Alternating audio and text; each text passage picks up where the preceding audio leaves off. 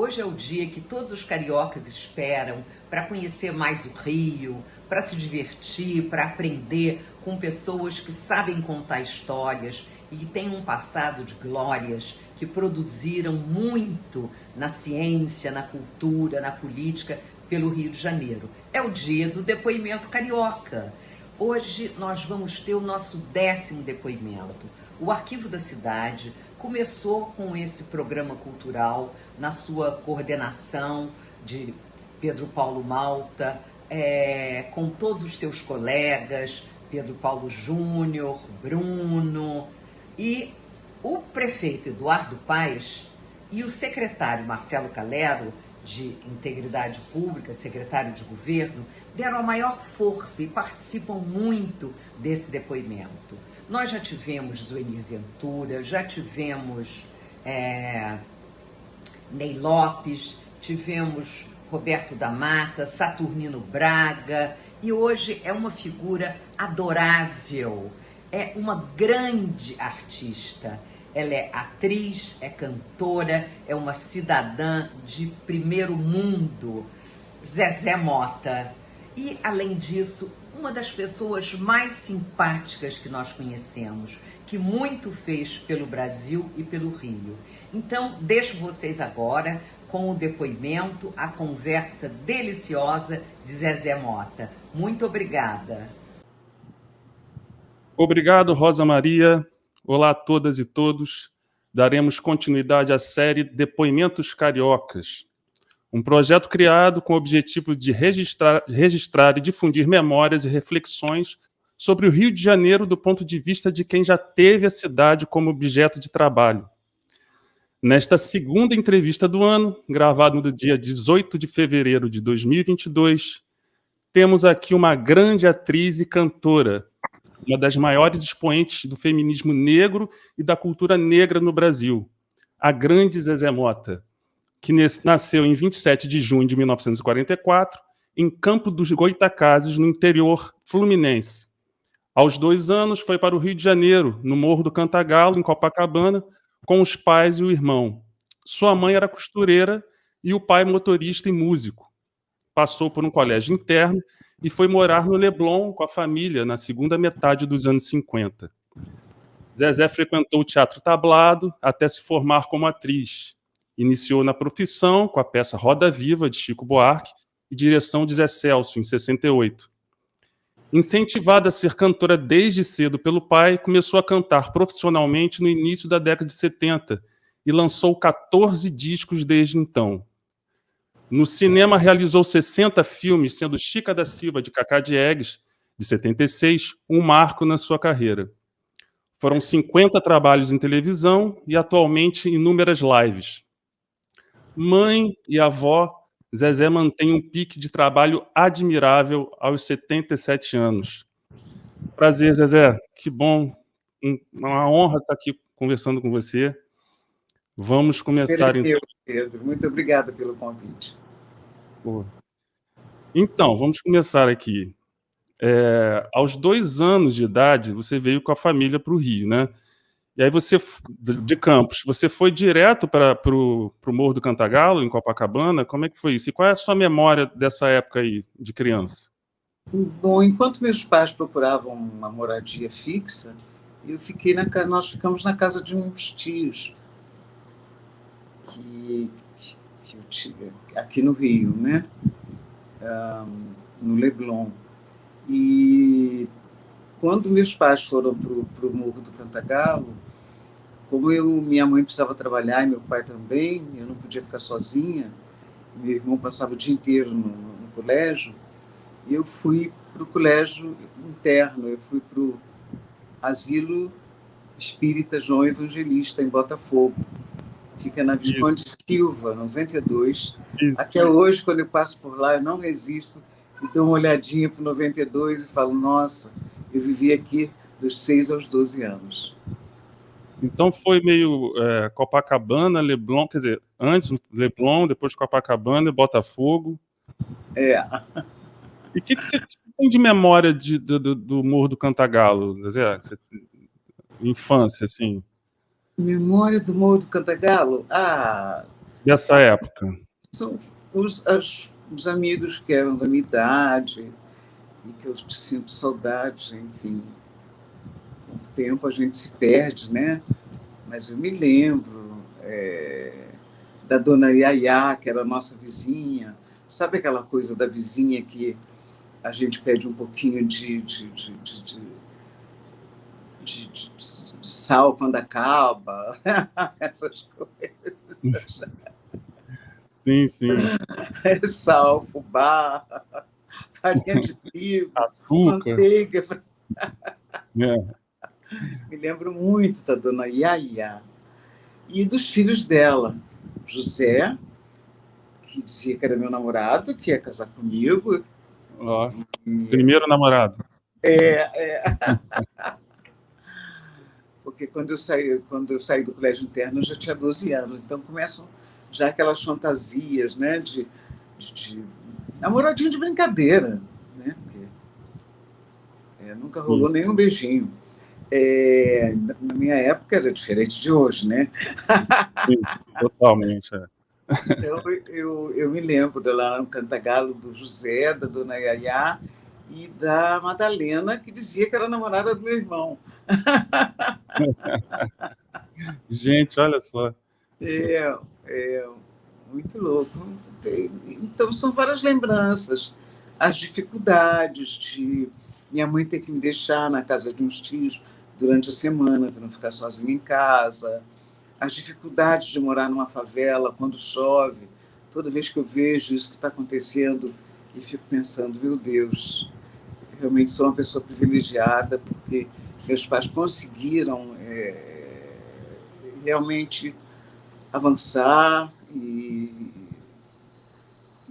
eu me lembro muito bem que nós saímos quando meus pais saíram do Cantagalo, eles me pegaram no colégio interno, né, e fomos morar no Leblon, num apartamento pequenininho no Leblon, mas que foi aquela coisa assim, quando eu cheguei em frente ao prédio, a minha mãe falou, aqui é a nossa nova residência. Eu falei, mãe, me belisca para eu ter certeza de que eu não estou sonhando, porque era uma diferença, né, de qualidade de vida, nada contra, né, as comunidades que nós chamávamos de favela, mas sabia que eu estava saindo para uma vida melhor, né? Que você não corre os riscos que se corre, né? Sim, deveria ter sido uma diferença muito grande, né, de você sair de uma favela em condições que até não mudou muito, mas acho que ainda era mais precário do que é hoje. Com certeza. E nessa situação de chuva também, que a gente está voltando a viver aqui, essas tragédias e tal. Mas aí eu queria falar também dessa ida para a casa da sua tia, que era num prédio, não é isso? No Leblon. Na verdade, o meu tio era porteiro do prédio. Mas como eles tinham 4 filhos, e ele trabalhou a vida inteira nesse prédio, foram mais de 30 anos. Como eles tinham 4 filhos, e ele era um querido, um excelente porteiro, funcionário e tal, muito profissional, foi providenciado que ele não tivesse apenas aquele espaço que é reservado para o porteiro, que é um quartinho. Foi providenciado um espaço para os filhos. Então, os filhos dele ficavam naquele espaço, separado, que foi construído, enfim, foi reservado, foi adequado para os meus primos dormirem, viverem e tal. E aí sobrou um sofazinho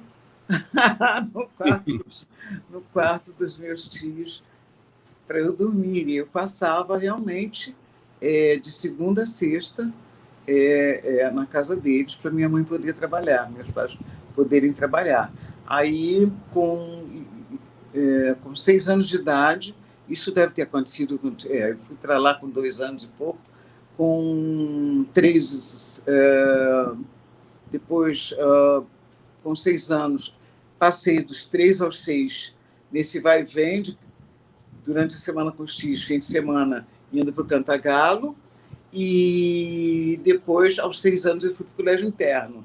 E as minhas lembranças do Cantagalo, além da Dona Yaya, do José, da Madalena, enfim, era aquela coisa mesmo, das dificuldades que acontecem de quem mora nessa situação, né? Eu me lembro muito de ter ocasiões de precisar ficar sozinha em casa por algum imprevisto, e eu me lembro que eu chorava, eu tinha muito medo de ficar sozinha em casa. Uma coisa que eu nunca me esqueci é que minha mãe era super caprichosa. Perdi minha mãezinha tem 1 ano e meio. Ela se foi, ela viveu, graças a Deus, convivi com ela até os 95 anos dela. Ela se foi há 1 ano e meio. Mas eu me lembro muito bem que ela era muito caprichosa. Então, as prateleiras lá do barraquinho eram todas forradas com papel que ela recortava, sabe? Como se fosse um bordado. Ela recortava e forrava aquelas prateleiras bonitinhas. Mas, infelizmente, como nem todo mundo tem o mesmo cuidado, de vez em quando tinha umas baratas, por exemplo, em casa.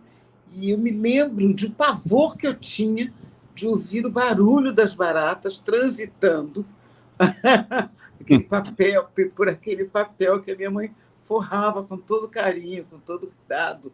E eu tinha pavor daquele barulhinho que eu não sabia direito o que era.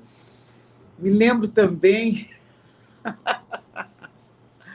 que eu era apaixonada por leite condensado. E, às vezes, minha mãe abria uma lata de leite condensado para fazer alguma coisa e sempre sobrava algum, né? E aí, ó, toque, toque, toque, toque, toque no leite condensado. E eu me lembro de uma vez ela chegar em casa e me mostrar a lata e dizer assim: isso aqui não é para você mexer, porque esse leite condensado, essa meia lata que sobrou, ia fazer um pudim, sei lá o quê, qualquer doce, um docinho, não é para mexer. E eu negava: mãe, não fui eu. E assim, ó, com bigode de leite condensado. Muito bom. Mas você, assim, você teve amiguinhos lá no prédio dos seus tios lá? Você não conhecia a Marieta dessa época aí? Hã?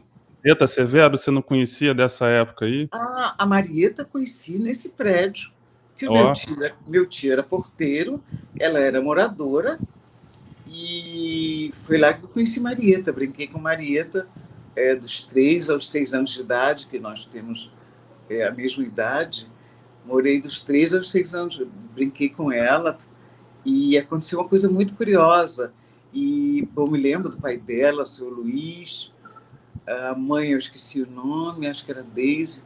E foi muito curioso, porque, de repente, a minha primeira peça profissional, que foi Roda Viva, do Chico Buarque, a protagonista era Marieta Severo.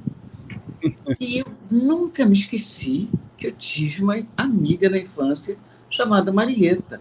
Ela nunca se esqueceu que teve na infância uma amiga chamada Maria José. Mas tantos anos se passaram. Quando a gente se reencontrou, eu tinha 21 anos. Foi quando eu comecei a minha carreira artística. Então, eu sabia que eu tinha tido uma amiga chamada Marieta, jamais podia imaginar que era ela. E aí aconteceu uma coisa muito curiosa. A mãe dela, nós ficamos lá uns 3 meses ensaiando uma peça, né? Roda Viva. A mãe dela foi assistir a peça e, quando terminou, falou para ela assim: como é o nome dessa moça? Eu era a única negra. Como é o nome daquela moça? Tal. Antigamente se usava muito falar, porque as pessoas achavam que era uma ofensa falar preta, negra, né? Como é o nome dessa moça morena, moreninha, que trabalha na festa? Aí a Marieta falou: é Maria José, porque quem me deu esse nome artístico, quem me sugeriu, de Zezé Mota, foi Marília Pêra. Mas durante muitos anos eu trabalhei como Maria José. E aí como é o nome dessa moça? Ela falou, é Maria José Mota. Ela falou, eu bem que eu desconfiava. Ela é sobrinha do seu Sebastião. Foi a mãe da Marieta quem descobriu que nós éramos amigas de infância. E aí aconteceu uma coisa muito bonita, porque o camarim da Marieta era o primeiro, assim, tinha um corredor cheio de camarins, o dela era o primeiro, o meu era o último. E ela deu uma corrida até o meu camarim, me deu um abraço. Então, é você, a Maria José Mota, minha amiga de infância. Eu falei, você é a Marieta. E ela nos demos um abraço demorado, caloroso. E toda vez que a gente se encontra, a gente se dá esse abraço. Que lindo isso, né? Isso é incrível. E o teu pai foi uma figura muito importante para a questão da música, né? Como é que era? Vocês cantavam juntos? Fala um pouquinho disso aí. O que você escutava na tua infância? Você escutava rádio? Tinha rádio lá no Cantagalo? Tinha rádio. Então, minha mãe teve um ateliê de costura durante uns 30 anos. Quando eu saí do colégio interno, eu já estava uma mocinha de 12 anos, né? Então eu virei meio que assistente dela, numa época em que não tinha máquina para fazer o acabamento. Então o acabamento era feito à mão, né? Eu era assistente dela de pregar botão, fazer, enfim, os acabamentos à mão. E a gente trabalhava ouvindo rádio o dia inteiro. E aí o meu pai, músico, né, professor de violão e tal, ele chegava em casa e eu dizia, pai, você precisa ver a música que a Emilinha gravou, e cantava música para ele. Olha, Marlene gravou tal música, cantava a música para o meu pai. Até que um dia ele chegou em casa e eu falei, pai, olha que música linda que a Helen de Lima gravou. E cantei a música para ele. E a música não era fácil, não. Era o título, eu não me lembro, mas era assim, não, eu não tenho culpa de não ter um carinho para dar. Tudo que eu tenho é muita saudade, saudade particular. Sou como tudo que não é nada, sou um céu a desbotar. Sou um mundo vazio, triste, deserto, sou de não ser, de amar. Sou um mundo vazio, triste, deserto, sou de não ser, de amar. Quando meu pai ouviu, ele falou, menina, quantas vezes você ouviu essa música? Eu falei, sei lá, pai, tá tocando toda hora aí no rádio, umas 3 vezes, talvez 4, não sei. Ele falou, e meu pai queria que eu tocasse violão. Ele falou, não, você tem que ser cantora. Você é uma cantora, ele falou, porque você aprendeu a letra, você aprendeu a melodia, você não desafinou e você está pronta, você é uma cantora. Você tinha quantos anos? Você tinha quantos anos? Eu devia já estar com 16 anos, nessas alturas. Já devia estar com uns 16 anos. E aí fiquei aquela coisa, quero ser cantora, adorando a ideia de ser cantora. Minha mãe querendo que eu seguisse a profissão dela, porque ela achava que ela era mais bem-sucedida como modista, né, que era estilista, antigamente chamava-se modista.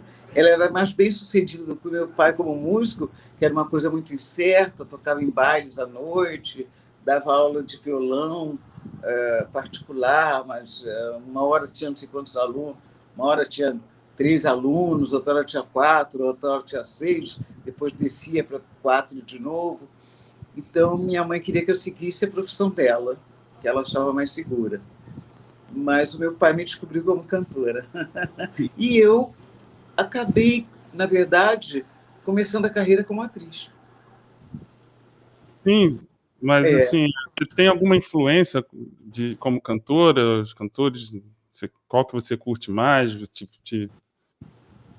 Eu me lembro que na época, minha referência era Ângela Maria. Ângela Maria. Era Ângela Maria. Mas eu comecei a carreira como atriz, porque eu ganhei uma bolsa para fazer o curso de teatro, de arte dramática no tablado.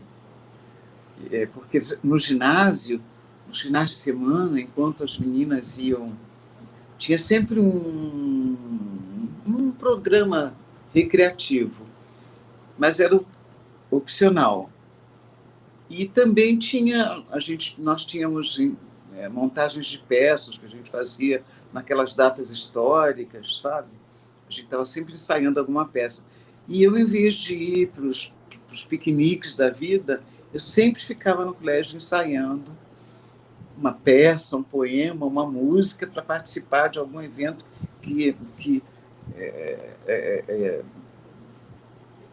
o colégio era, deixa eu ver, lá era João 23, na Cruzada São Sebastião. Sim. Eu nem era moradora da Cruzada, nem tinha direito, mas a gente deu aquele jeitinho, porque a namorada do meu irmão era moradora da Cruzada e eu estudei lá. E havia um incentivo muito grande para as artes no Colégio João 23, né, por parte do professor Gil e do professor Jader. E como eu me dedicava muito ao Grêmio Recreativo do colégio, passava finais de semana lá trabalhando, eu ganhei essa bolsa como prêmio. O professor Jader conseguiu 3 bolsas no tablado e eu herdei uma delas. E ali eu descobri também que eu gostava de atuar. Eu já atuava lá no colégio. No colégio. E como é que foi? E como é que foi no tablado? O impacto lá e conhecer... Foi incrível. Incrível. Foi incrível. Eu realmente, quando eu comecei a ter que, sabe, decorar texto, encenar no tablado, que aí era um teatro, né? No colégio, a gente encenava num auditório, com aquelas cadeirinhas improvisadas, de plástico, um tablado improvisado, e um tablado, um palco improvisado, né? Que é tablado também. Já um tablado não, era um teatro. Aí eu já, sabe, já cheguei assim, meu Deus, eu estou me apresentando num teatro de verdade. Foi uma emoção do tamanho do mundo. Sou eternamente grata a Deus e ao professor Gil e ao professor Jader, de quem eu sou amiga até hoje, porque ele, apesar dele, na época, ele era meu professor de português, mas nós tínhamos mais ou menos a mesma idade, somos amigos até hoje. Ele é um pouco mais velho, eu estou com 77, talvez ele esteja com quase 90. E até pouco antes da pandemia a gente ainda estava se vendo. Então foi assim, uma coisa que eu agradeço a Deus todos os dias. Você tem colegas até hoje que trabalham com você ou que seguiram contigo fazendo trabalhos na televisão, no cinema, oriundos do tablado, não? Infelizmente, não. Não. Infelizmente, não. Alguns não seguiram mesmo, desistiram, e outros tentaram e não conseguiram, enfim. Eu tinha um primo que também fez o tablado, que já não está mais entre nós, e eu brincava com ele porque ele conseguiu fazer um filme. Ele conseguiu fazer só um filme. Ai, meu Deus. Com Antunes Filho, olha só. Uhum. Fez um filme com Antunes Filho e eu brincava com ele dizendo que ele era ator de um filme só, porque também ele não foi muito à luta. Quer dizer, ele não foi à luta no sentido de se dedicar a isso. Ele tinha que sobreviver, depois casou, teve filhos e tinha que sobreviver. Então, ele não fez uma carreira artística. Tinha um amigo também, o Edson, mas o Edson tentou uma carreira artística também, mas faleceu muito jovem, num acidente, e não deu tempo de fazer uma carreira. Que fomos os 3 que ganhamos a bolsa no tablado. Mas tem uma coisa, tem uma história aí no meio, que você chegou a trabalhar numa indústria farmacêutica, procede? E também fez curso normal para professora. Hã? Fez curso normal, né? Chamado curso normal para professora. Também não fez? Não chegou a fazer? Não, eu fiz contabilidade. Contabilidade. Eu sou contadora. Só não pude buscar o diploma. No dia da minha formatura, eu estava ensaiando já a Roda Viva. E aí não fui buscar o diploma. Mas eu sou contadora formada e eu brinco com as pessoas que hoje em dia só sei contar história. Porque de contabilidade, a única experiência que eu tive foi um estágio numa empresa, porque fazia parte do curso, né? Você tinha que fazer um estágio de, no mínimo, 30 dias numa empresa para saber como a coisa funciona, né? Mas foi a única experiência que eu tive como contadora. Ah, tá. Paralela a esse... Paralela. Pelo seguinte, como meu pai era músico e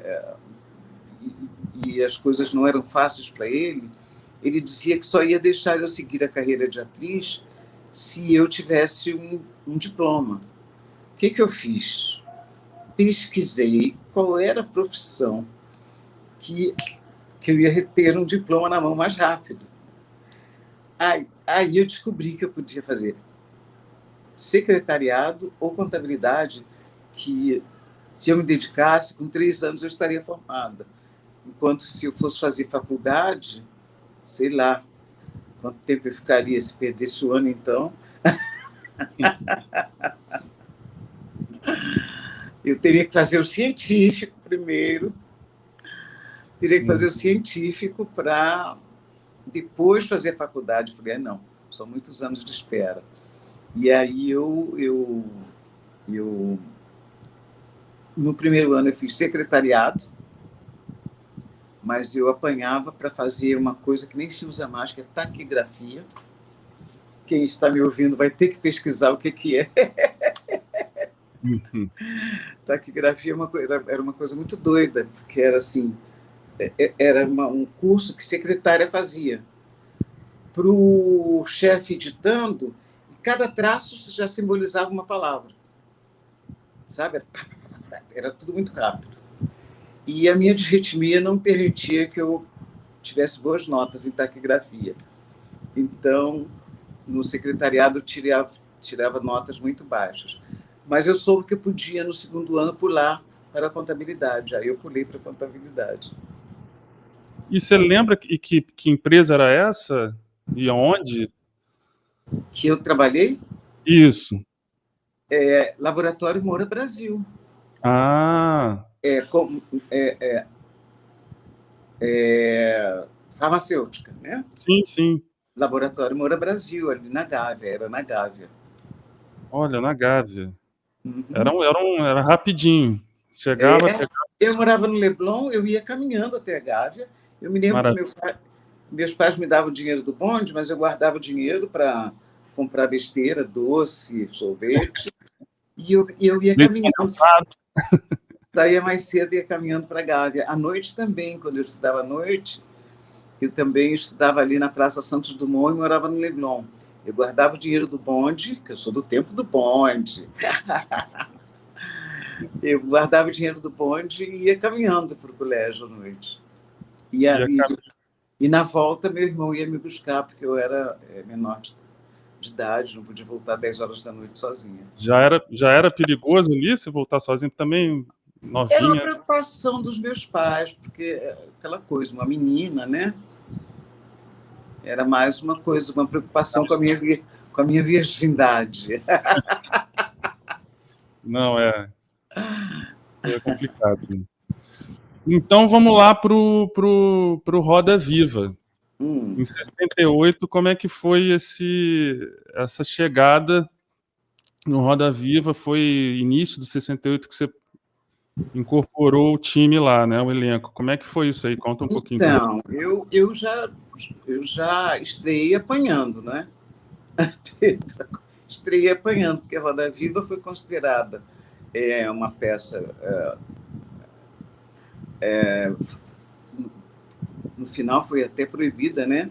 Porque era uma peça do Chico Buarque de Holanda, com direção do José Celso Martinez Corrêa, e os dois eram considerados comunistas. E a peça, o texto do Chico era musical, mas o José Celso realmente se transformou numa peça revolucionária, em que, de repente, os estudantes, por exemplo, eu fazia parte do coro, nós tínhamos vários personagens. Nós tinha cena, por exemplo, que a gente saía, descia uma rampa, metade do elenco do coro era estudante, metade do coro era policial. Então, metade do elenco saía com cacetetes, espancando, né? Cacetetes de brincadeira, né? Espancando, e os outros estudantes desciam a rampa pelo meio da plateia, gritando abaixo a ditadura, abaixo a ditadura. E, enfim, nós fazíamos... Era uma peça que usada em todos os sentidos. O texto do Chico era usado, né? Que tinha essas coisas, abaixo a ditadura. Nós fazíamos, por exemplo, uma crítica à tradição, família e propriedade. Tinha um desfile também de tradição, família e propriedade. Essas coisas todas. Era uma peça muito ousada e que acabou sendo proibida. Quando nós fizemos São Paulo, Rio, São Paulo, e em Porto Alegre ela foi proibida. Considerada uma peça comunista. Você esteve você estava Estava. Quando invadiram lá e Quando saíram... invadiram, estava, levei uma cacetada de cacetete mesmo, porque na peça o nosso cacetete era de brincadeira, mas os caras que nos agrediram, eles eram de um grupo de extrema direita, né? E eles nos agrediram com cacetetes da aeronáutica. Eu me lembro, sabe, de ter ficado com o braço inchado e doendo durante um bom tempo. Por conta de... Enquanto eu fugia, pau! Um deles conseguiu me bater lá no cacetete da... E o meu caso foi um dos mais suaves. Teve gente que foi parar no hospital. Teve gente assim, de pegarem com a cabeça e bater na parede. Foi uma coisa muito violenta mesmo. Que horror. Você também integrou o espetáculo Arena Conta Zumbi, né? Que inaugurou uma técnica lá do Augusto Boal, né? Do Teatro Oprimido dele, do Circo Coringa, né? Isso é bem interessante. Você estava ali com a coisa, com o germe dessa técnica dele lá. Conta um pouquinho sobre isso aí, como é que foi. Você viajou para os Estados Unidos também, não foi? Viajei. Foi uma experiência incrível, incrível, porque o Boal tinha um esquema de trabalho maravilhoso e diferenciado, que ele chamava de Coringa. Então, cada um de nós trocava de papéis o tempo inteiro. Eu me lembro que na minha montagem, o Lima Duarte era o zumbi, mas durante enquanto a peça corria, em algum momento, cada um de nós levantava o pulso e dava um grito de eu sou zumbi. Então, éramos todos zumbis, né? Então, foi uma experiência muito incrível, mas também fui perseguida também. Eu já comecei assim, né? A peça também foi perseguida e considerada uma peça comunista também, porque tinha muitos protestos, mas foi uma experiência incrível.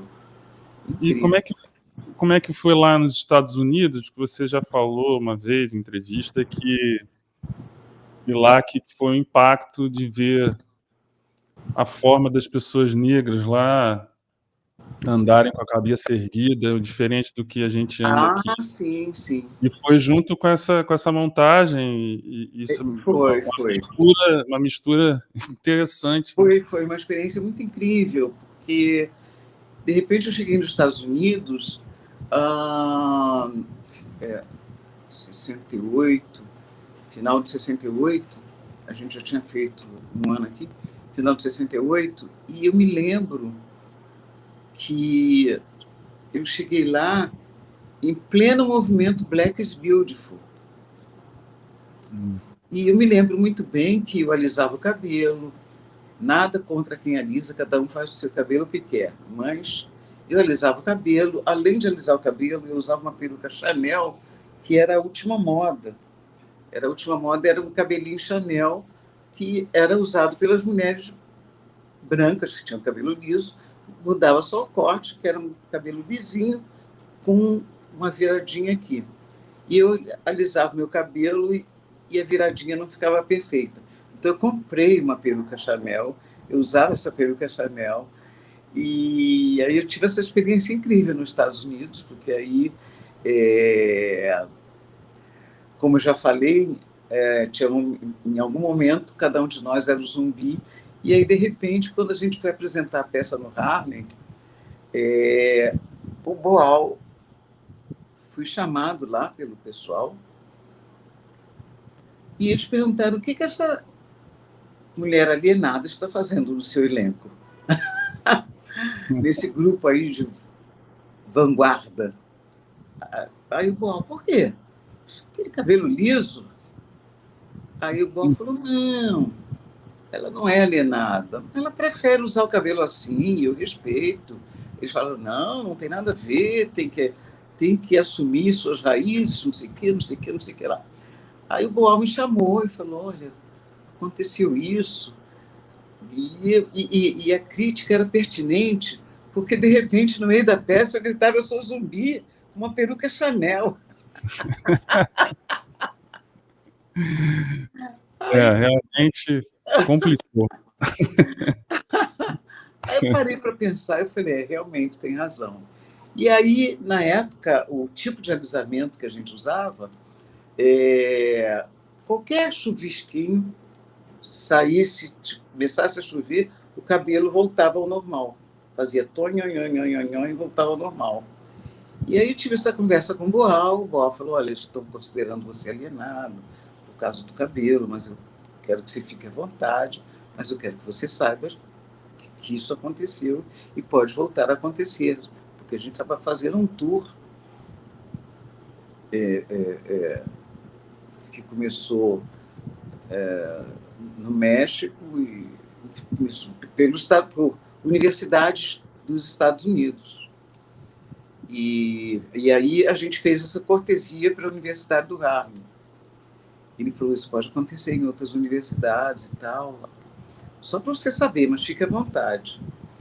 Aí eu fui para o meu quarto no hotel, tirei a peruca, abri o chuveiro, lavei minha cabeça e meu cabelo fez tonhonhonhonhonhon, voltou ao normal, fiquei com um blackzinho, e nós estávamos em pleno movimento Black is Beautiful, então eu achava uma humilhação estar com aquele blackzinho, né? Aí comentei com uma amiga minha, queria tanto, já que agora eu assumi meu cabelo, eu queria que ele fosse grande, como o dos americanos. E essa amiga, no dia seguinte, saudosa Carmen Costa, me levou uma peruca Black Power. Eu tenho foto até hoje, já representando com essa peruca a peça. Nós fazemos Arena contra Zumbi, Arena contra Bolívar. E foi uma coisa importante para mim, que eu acho assim, cada um faz o que quer do seu cabelo e tal, mas para mim foi como um batismo assumir que meu cabelo era crespo, mas que eu não precisava me considerar inferior e nem feia, né, por ser negra e ter o cabelo crespo. Beleza. Antes de seguir nesse tema aí, que eu vou seguir nele, eu queria falar mais um pouquinho do Rio e dos lugares onde você passou e tal. Você chegou a morar numa república também, não é verdade? Morei. Wolf Maia, Marco Nanini, Nela Torraca, É, Jorge Fernando. foi uma experiência Essa... fantástica, porque, eu tinha saído do colégio interno, fui morar com meus pais, depois a peça entrei em Roda Viva, a peça foi para São Paulo, então eu saí da casa dos meus pais, falei, olha, daqui a 6 meses eu volto. Fui para São Paulo, fiquei 1 ano. Quando eu já voltei casada, assim, morando com meu namorado. E aí fui morar com meu namorado. E por que nós estamos falando disso mesmo? Da República. Fui morar com meu namorado. E aí, de repente, ficamos 2 anos juntos. E, de repente, quando a relação acabou, eu não podia continuar no apartamento, porque eu não tinha condição de ficar pagando o apartamento sozinha. Aí eu falei, não, fica você que eu vou à luta. E aí um dia fui assistir uma peça no tablado, que eu prestigiava tudo que acontecia no tablado, e aí eu conheci o Wolf Maia. E aí conversei com ele e tal, conversa vai, conversa vem, aquelas coisas, coincidências da vida durante o jantar. Ele falou, eu estava procurando um apartamento, mas eu achei um apartamento muito grande. Eu vou ter que procurar pessoas para dividir. E falei, eu também estou procurando um apartamento. E aí eu fui morar com Wolf Maia, nesse apartamento que realmente tinha 3 ou 4 quartos. 4 quartos. Fui morar nesse apartamento e continuava grande para nós dois. E aí, depois disso, a gente continuou. As pessoas ficaram sabendo que tinha vaga, por exemplo, a Lucélia Santos estava se mudando para o Rio de Janeiro, porque ela fez uma peça aqui que foi um sucesso, foi premiadíssima, aí ficou sabendo, foi lá procurar. O Marco Nanini ficou sabendo, aí alugou um quarto. A Lucélia Santos ficou sabendo, alugou outro, aí virou uma república mesmo, né? Nossa. Moramos eu, Lucélia Santos, Marco Nanini, Wolf Maia, tudo junto e misturado. Jorge Fernando foi lá procurar, Jorginho Fernando, saudoso Jorginho, foi procurar morar lá, mas não tinha mais espaço. Mas ele estava ensaiando uma peça no tablado e ele saía muito tarde, tinha que ir para a Zona Norte, não tinha mais ônibus, dependendo da hora. Aí o Wolf falou, não, tem um sofá lá em casa, pode dormir no sofá. Aí ele dormiu no sofá. Quando ele foi embora, né? No dia seguinte eu servi aquele café da manhã, que eu era a matriarca, né? Servi aquele café da manhã para ele. Quando ele foi embora, eu falei, o sofá está sempre às ordens. Ele nunca mais abandonou aquele sofá. Ele saía, o dia que tinha tablado, podia contar que ele ia direto dormir no sofá. Então virou realmente uma república. E esse apartamento que você mora hoje, no prédio aí, no Leme, não é isso? E realmente é da Clarice Lispector? Foi uma moradia de Clarice Lispector? Foi moradia de Clarice Lispector durante 10 anos, de 1966 a 1977. Eu sei que tem uma placa lá embaixo na portaria, mas eu estou aqui por acaso. Quando eu fiquei sabendo, eu já estava morando aqui. E você curte a obra de Clarice? Muito honrada, né? Morar num espaço, né? Uma cheia de Clarice Lispector.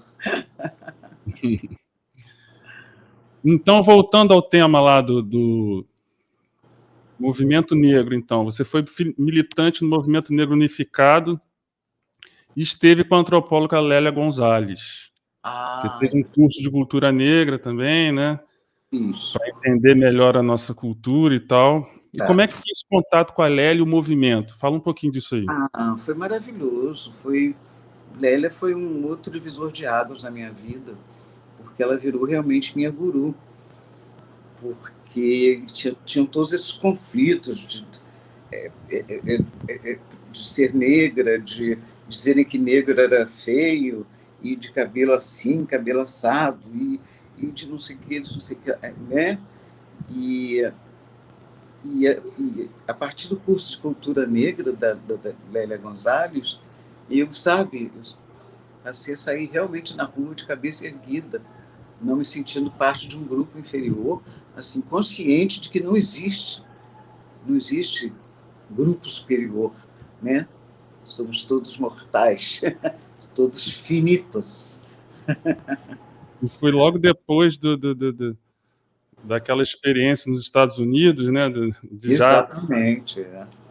De já levar uma, se ligar. Não, E aí já... foi muito interessante mesmo, porque Lélia virou minha amiga, minha irmã, e enfim. E também tinha o seguinte, depois eu tinha feito, quando eu conheci Lélia Gonzalez, eu tinha feito Chica da Silva. Então eu já era cobrada a falar sobre negritude, sobre como é ser negra no Brasil. Eu tinha a vivência, né, de ser considerada de um grupo inferior, de ser considerada feia, disso, daquilo, porque é assim, né? Eles diziam que meu cabelo era ruim, eu acreditava, que minha bunda era grande, eu acreditava, que meu nariz era chato, e, portanto, era feio. Então, ela foi fundamental, porque no curso de cultura negra, logo na aula inaugural, ela disse: eu sei por que vocês estão aqui, mas não temos mais tempo para lamúrias. Temos que arregaçar as mangas e virar esse jogo. E era muito interessante, porque não era um curso frequentado só por negros. Era um curso que tinha, em sua maioria, negros, mas em pessoas interessadas na questão do negro no Brasil. Essa questão de como é ser negro no Brasil. Agora nós vamos para o nosso primeiro convidado a fazer perguntas, é o cantor Marcos Sacramento. Oi, Zezé, querida, com quem eu já tive o prazer de dividir o palco em algumas vezes. É uma honra enorme poder estar aqui falando com você. Zezé, eu queria saber, eu tenho uma curiosidade, eu queria saber de você, que veio na frente, que abriu tantas portas com o talento e com a força da sua interpretação. Você que foi, é e sempre será a nossa Chica da Silva. Esses anos todos de produção de audiovisual no Brasil e o seu segmento mais penetrante nas camadas populares, que são as telenovelas. Você acha, Zezé, que hoje a gente já pode dizer que existe algum indício de paridade entre atores negros e brancos nas produções, sem que estes primeiros estejam sempre em papéis secundários ou em papéis de serviçais, empregadas domésticas e afins? Você acha que a gente está conseguindo mudar isso, Zezé, no audiovisual brasileiro e principalmente nas telenovelas, que fazem enorme sucesso em várias camadas da população do Brasil e também mundo afora, porque as produções de novela do Brasil fazem sucesso no mundo inteiro? Então eu queria saber de você se a gente está conseguindo, com a força da nossa voz hoje, né, fazer isso começar a mudar. Essa é a minha questão, gostaria que você falasse um pouco sobre isso, do alto da sabedoria que você tem de tantos anos de experiência no audiovisual no Brasil, tanto no cinema quanto na televisão. E na música. Um beijo, Zezé, querida. Saudades, beijos saudosos. Marcos, querido, a gente vê uma mudança muito tímida, né? A gente já vê um Lázaro Ramos como protagonista, uma Thaís Araújo, uma Zezé Mota, mas somos poucos ainda. Eu acho que é uma mudança ainda muito lenta, porque a impressão que dá é que nós temos só meia dúzia de atores negros no país. E se você for fazer um levantamento, não é? nós negros somos quase 50% da população, não é? E eu acho que esses 40% de negros ficam na expectativa de se verem nas telinhas, nas telonas, e realmente ainda temos poucos negros em cena, e esses atores existem, eles estão aí precisando trabalhar, estão aí na expectativa, estão aí na batalha, mas somos poucos ainda. Melhorou, porque a gente está falando de 54 anos, eu tenho 54 anos de carreira, as coisas melhoraram um pouco, mas ainda temos muita luta pela frente. Zezé, você fez muitos filmes, né? Muitos papéis na televisão também. No cinema, né? Como a gente já falou aqui, você mesmo falou, Chica da Silva, que foi o que abriu seus caminhos, né, muito, né? E outros não menos importantes, citando alguns aqui, como Quilombo, de 84, Dias Melhores Virão, de 90, Tieta, de 96, e Orfeu, de 99, todos com direção do Cacá Diegues. Aí vai trabalhar Vagabundo, de 73, do Hugo Carvana, Jubiabá, de 86, Nelson Pereira dos Santos, e Tudo Bem, de 78, de Arnaldo Jabor, que partiu essa semana. Ai, saudoso Jabor. Então, assim, como a sua militância teve influência nas escolhas desses papéis, né? O que refletiu para te escolherem, ou você, né, ter uma ingerência nisso também? Como é que você trata isso? Na verdade, Pedro, nós atores brasileiros não podemos muito nos dar o luxo de recusar papéis, a não ser que seja alguma coisa gritante, né? Que vá muito contra a nossa ideologia, enfim. Mas eu tenho certeza que muitas coisas, muitos espaços que eu tive na vida foram conquistados também pela minha luta por essa causa. Claro, e o talento absurdo, né? Sem esquecer disso, mas com certeza a causa também, né? E assim, o mesmo serve para a televisão, que é até um pouco mais complicado, porque você até viveu uma situação bem estranha, né? O par romântico com Marcos Palmeira, né? E isso teve em 84, a novela Corpo a Corpo, né? E aí, isso aí, como é que foi isso aí? Fala um pouco também. Pois é, eu vi um branco agora do nome da novela. Corpo a Corpo. Corpo a Corpo, exatamente, do Gilberto Braga, né? Isso, Gilberto Braga. Saudoso Marcos, saudoso Gilberto Braga. Éramos um par multirracial. E foi um choque para todos nós, a reação de um modo geral. Foi um casal bem rejeitado por pessoas de todas as cores, de todas as classes, mas assim, uma coisa bem agressiva mesmo, sabe? Me lembro foi feita uma enquete, né, uma pesquisa por um jornal. Teve um homem que falou que não acreditava que o Marquinhos estivesse precisando tanto de dinheiro para ter que se sujeitar a beijar uma negra feia como eu. Ele usou a palavra para passar por essa humilhação, para se sujeitar a passar por essa humilhação. Ele disse que se ele fosse obrigado pela televisão, na época, por sinal foi na Globo, se fosse obrigado pela Globo a fazer esse papel, que ele chegaria em casa, lavaria a boca, não sei, desinfetaria não sei o que, não sei o que lá. Uma coisa horrorosa, enfim, foi um choque muito grande para todos nós.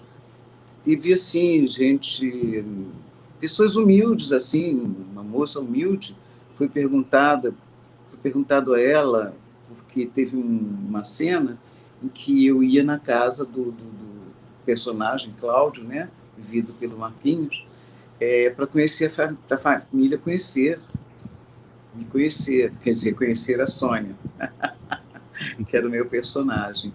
E aí o Gilberto fez questão de colocar uma cena que já tinha acontecido na casa dele. A empregada da casa se recusou a servir a mesa, porque disse que não ia servir a mesa onde estava sentado, não ia servir uma negra. E o Gilberto pôs isso na novela. E aí, quando foi feita a enquete na rua, muita gente deu razão para a moça, falou, eu também não serviria. Quer dizer, que país é esse, né? Que país é esse e como parece uma cena de hoje, né? Porque a gente está...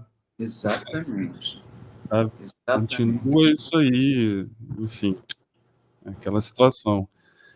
Mas, assim, sobre Chica da Silva,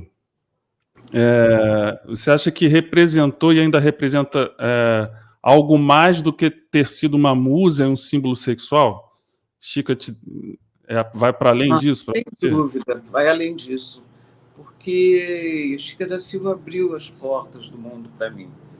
Eu não era uma atriz popular no Brasil, e ela me tornou popular no Brasil e no exterior. No exterior também. Foi um filme que fez sucesso no mundo inteiro, e depois disso eu já fiz filmes fora do Brasil também, por conta de Chica da Silva. E quando eles descobriram que a Chica cantava, a maioria dos shows que eu fiz fora do Brasil foi por conta do filme. Porque nas entrevistas que eu dava como atriz, não sei o que, se falava, como é que vai a carreira como cantora e tal. E até porque Chica da Silva facilitou muito para que eu iniciasse a minha carreira de cantora, né?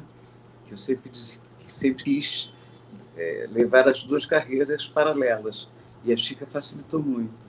E quando falavam depois do sucesso de Chica da Silva, e agora, Zezé, o que você vai fazer? Eu dizia, agora eu vou cantar.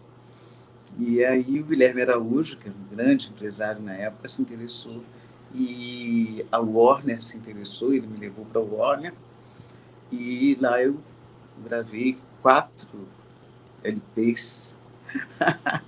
Sim, mas mas você começou no início da década de 70, não foi? Em São Paulo? Mas nos anos 70 eu cantava como crooner. Isso. Eu cantava como crooner, eu saía do teatro. Lá em São Paulo e aqui no Rio? Aqui no Rio também? Não, no Rio não. Em São Paulo eu saía do teatro, né? Saía do teatro, estava fazendo uma peça no Teatro São Pedro. Eu saía do teatro e ia direto para cantar na night. Eu cantei numa boate em São Paulo, que não deve existir mais, chamada Balaco Baco, e na outra Teleco Teco. E foi uma experiência incrível, porque você cantar na noite é um aprendizado incrível, é prova de fogo mesmo. Você canta com as pessoas falando alto, bebendo, falando cada vez mais alto, não prestam atenção no início.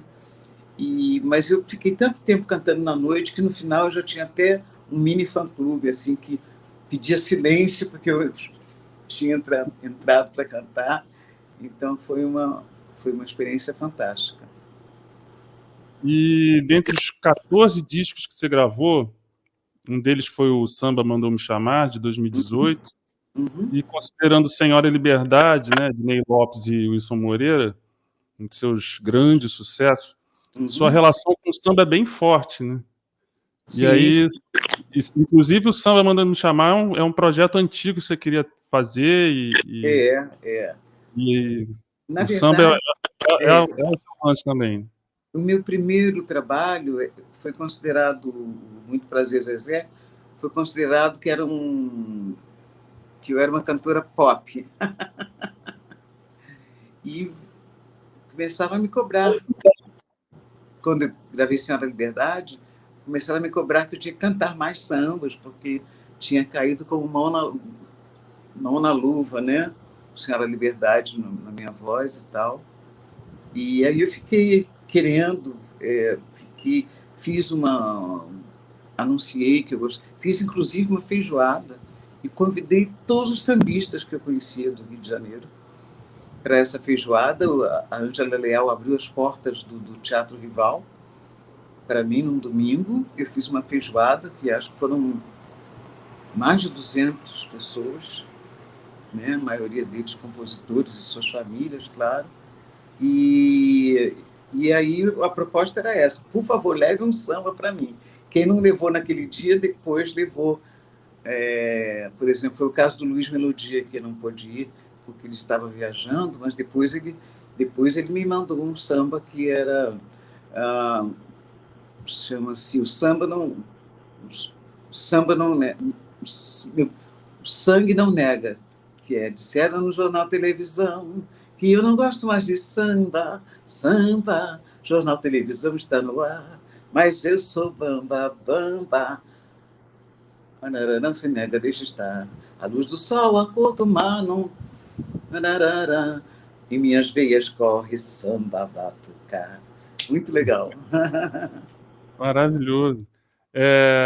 Mas você canta de tudo, na verdade, né? Além de samba, eu estava escutando seus discos. Você canta música latina, caribenha, canta.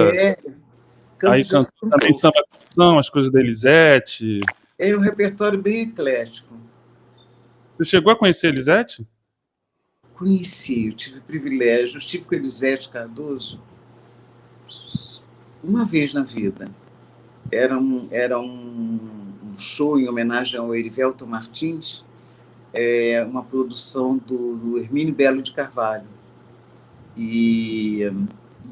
Então tinham vários artistas, né, convidados para fazer essa homenagem.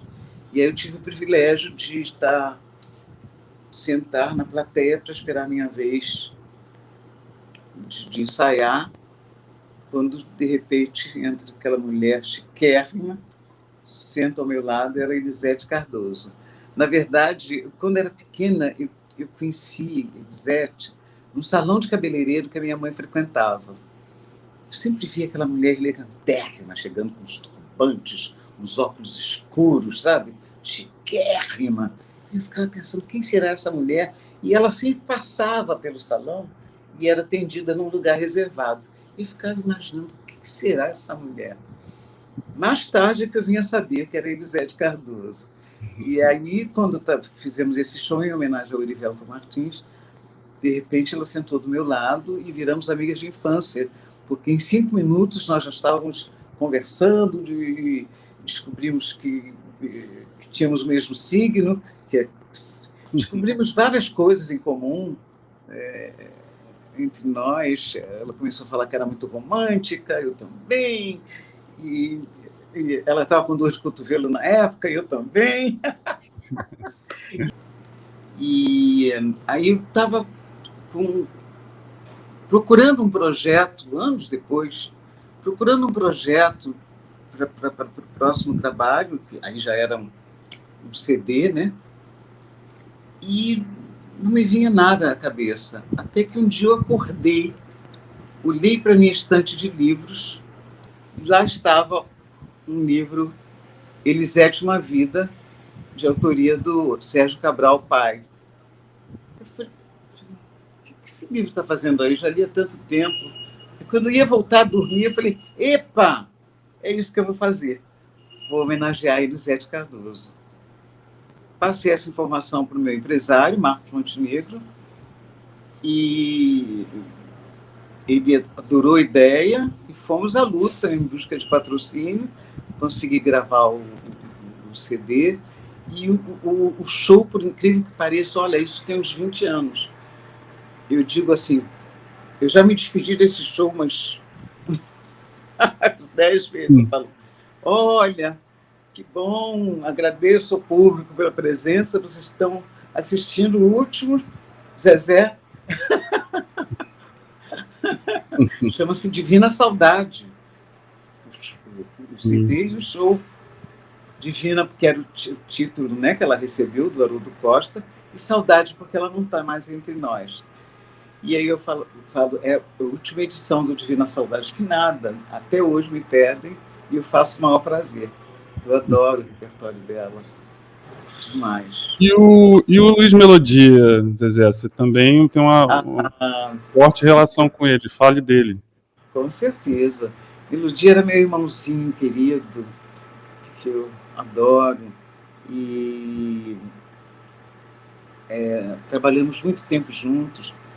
Nós viramos amigos e irmãos durante o projeto Pixinguinha. Nós viajamos pelo Brasil com o projeto Pixinguinha. Tinha gente até que pensava que ficava perguntando, e aí, rolou? Falo, gente, as pessoas não acreditam em amizade entre um homem e uma mulher, não é? Acontece o mesmo com o Caetano, porque o Caetano fez o Tigresa para mim, né? E as pessoas acham estranho ele ter feito uma música tão maravilhosa para mim, sendo apenas meu amigo, meu irmão. Pois é. Mas voltando à melodia, então, a gente se conhecia até que fizemos o Pixinguinha junto, ficamos mais próximos e viramos uma família mesmo. Morro de saudades. Ah, sim. E a gente está numa época aí de um carnaval que não vai ter, mas não vai ter, mas não vai ter, enfim. E o carnaval, você curte um carnaval? Olha, as pessoas pensam que eu sou carnavalesca porque eu estive muito presente no carnaval. Mas eu sempre ia mais para agradar os amigos. Eu sou mais, assim, em matéria de música, eu sou mais pro romântico mesmo. Sim, sim. Mas aí, tipo assim, eu me lembro do Martim da Vila ligando para mim, me pedindo para sair na escola, né, de Vila Isabel. Eu falei, Martim, desculpe, nessas alturas eu já tinha saído em outras, mas eu me lembro dessa história. Eu falei, Martim, eu encerrei minha carreira de carnavalesca, já até anunciei, não vai dar. Aí eu me lembro dele ter dito assim para alguém, fulano, temos que partir para o plano B, porque eu tinha sido chamado exatamente para fazer a Dandara, né? Dandara, que eu já tinha feito no filme Quilombo, com Cacá Diegues, né?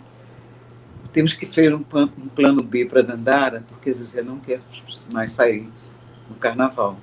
Quando eu ouvi isso, me deu um ciúme, eu desliguei e falei assim, como assim?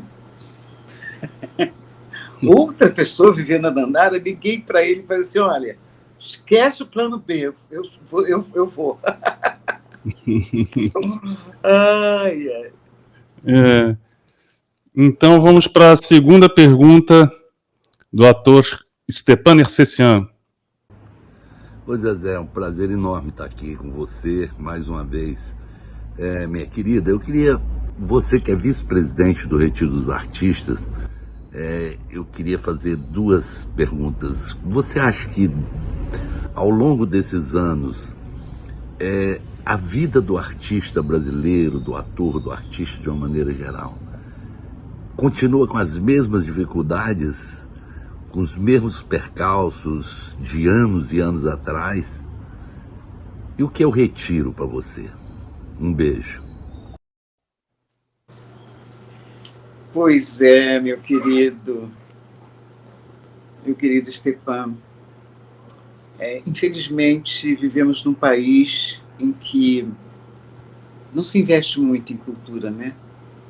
Por conta disso, a nossa vida, a nossa carreira, a nossa vida artística é uma luta infinda, não é? É uma luta infinda. E, infelizmente, estamos vivendo um dos piores momentos, não é? Para a cultura, para a vida, consequentemente para a vida artística.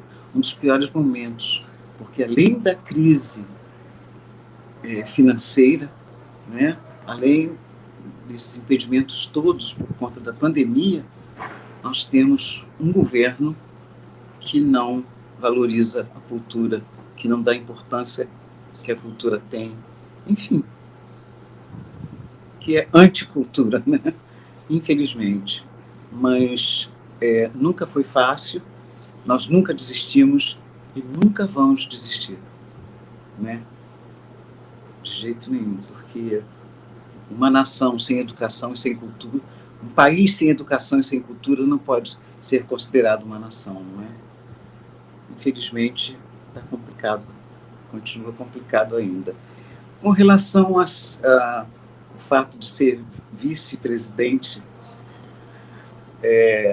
do Retiro, junto com meu presidente, que é você, para mim é uma honra, é um privilégio. Aproveito aqui para lembrar a todos e a todas e todes que o Retiro não tem um patrocínio, o Retiro não tem um apoio do governo, por exemplo. O Retiro vive de doações e, inevitavelmente, estamos num dos momentos mais difíceis que nós já passamos, está sendo agora. Então, por favor, apoiem o Retiro dos Artistas. É só procurar lá, retirodosartistas.com.br, e doe, por favor, porque é um espaço muito importante e cuja finalidade é acolher artistas que não estão trabalhando por algum motivo, por doença, pela idade ou por falta de oportunidade, né? Mas para que esse acolhimento seja completo, o Retiro precisa de ajuda para que a gente possa... para que uma das finalidades é que esses artistas que se doaram tanto a vida inteira, né, que causaram tanta alegria e tanta emoção para o público, que eles tenham uma velhice digna. É isso, recado dado. Então, Zezé, como nós somos um arquivo, não podemos deixar de passar um grande feito na sua história, que foi a fundação do CIDAM, Centro de Informação e Documentação do Artista Negro, em 84. Abre aspas, a ideia era dizer quem somos, quantos somos e onde estamos, né? Como você falou. Exato. Como é que está o centro hoje? E para frente. Então, o CIDAM surgiu porque quando nós cobrávamos da mídia essa quase invisibilidade do negro, né? Na mídia, eles diziam que nós não sabemos, nós convidamos só você, o Zósimo Bubu, a Léa Garcia, a Jacira Silva, o Pitanga, porque nós só conhecemos vocês. Se nós conhecêssemos mais artistas negros, eu ouvi isso várias vezes. E daí, depois de muita discussão sobre essa questão, nós chegamos à seguinte conclusão. Eu me lembro que nessa época o movimento negro estava, fervendo, né? E chegamos à conclusão que a gente não podia ficar esperando por uma atitude paternalista. Que nós é que tínhamos que arregaçar as mangas, como já dizia Lélia Gonzalez, nós é que tínhamos que arregaçar as mangas para virar esse jogo. Daí eu falei, bom, já que não sabem onde nos encontrar, vamos dar um jeito nisso, né? A ideia primeiro era fazer um livro que começasse com o ator mais jovem que estivesse na época, terminando com um Grande Otelo. Mas a coisa evoluiu quando nós conseguimos um patrocínio, evoluiu e virou uma página na internet. E nós temos muito orgulho de termos tomado essa providência. Nosso último presidente, por exemplo, foi o saudoso Antônio Pompeu.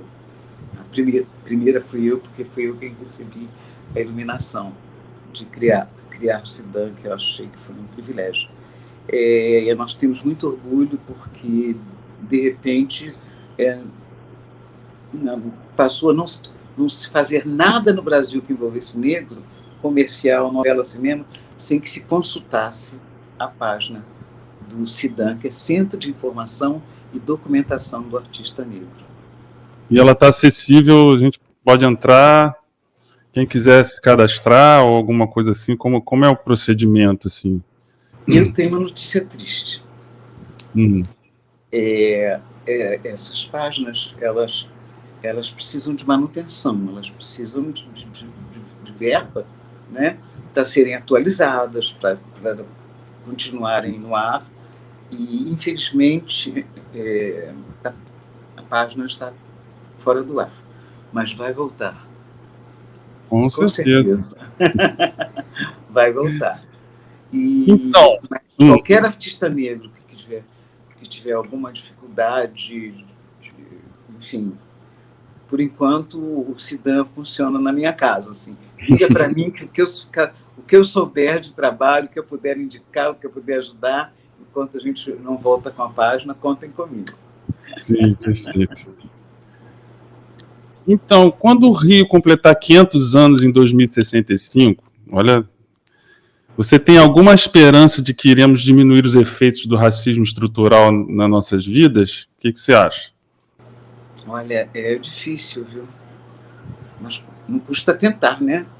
Não podemos desistir dessa luta. De jeito nenhum. Então, para finalizar, Zezé, só perguntas ligeiras, assim. Maior carioca que conheceu? Meu Deus! Maior carioca? É. Caramba! Pode ser mais de um também. Hã? Pode ser mais de um, ou mais de uma. Ai, não sei, me veio Grande Otelo na cabeça. Ai, tem tantos. Então, pior que nessas horas, né? São tantos que dá branco. Nossa, depois já me dá um ódio para me lembrar de várias figuras cariocas.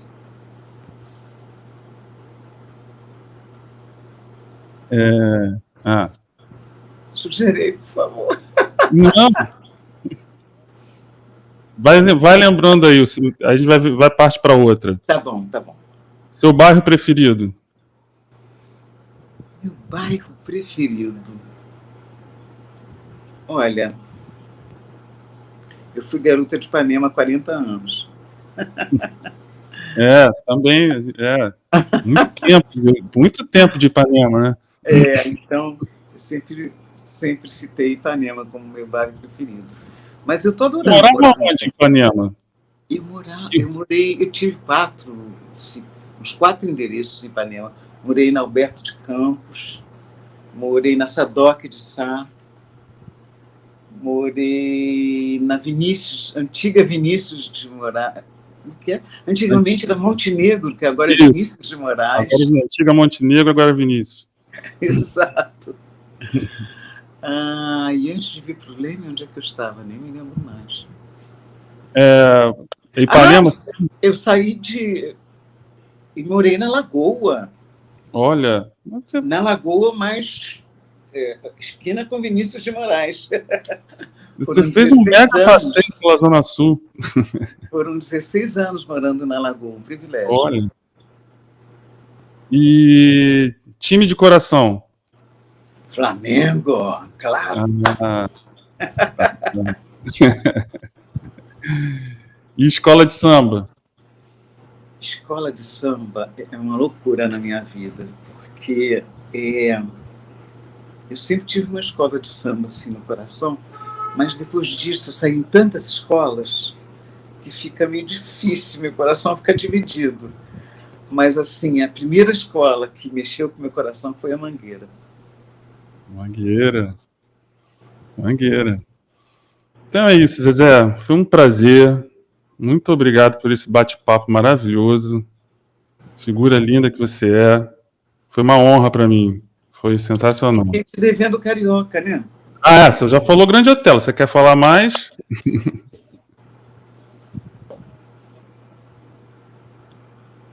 Ah, se tá bom para você. Ô!